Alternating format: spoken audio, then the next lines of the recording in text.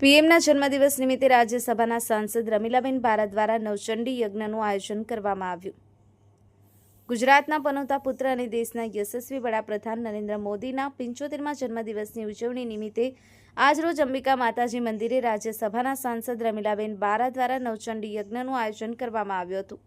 તેમાં ભારતીય જનતા પાર્ટીના હોદ્દેદારો તથા આગેવાનો અને કાર્યકરો મોટી સંખ્યામાં હાજર રહ્યા હતા અને નરેન્દ્ર મોદીના 75ના જન્મદિવસ નિમિત્તે નવચંડી યજ્ઞ તેમના સ્વાસ્થ્યપૂર્ણ દીર્ઘાયુ જીવન માટે કરણપૂર્વક અને સૌનો સાથ સૌના વિકાસ તેમજ વોકલ ફોર લોકલના સૂત્રને સાર્થક કરી આતંકવાદ સાથે હિંમતભેર પ્રહાર કરી ભારતમાં વિશ્વમાં સુપર પાવર દેશ તરીકે ઉભરી આવે તેવા કાર્યો દ્વારા આપ દેશના વિકાસનો સહભાગી બને તેવી નવચંડી યજ્ઞમાં પ્રાર્થના કરવામાં આવી હતી। Chandrashekhar Bhavsar, the news of Gujarat, Khedbrahma.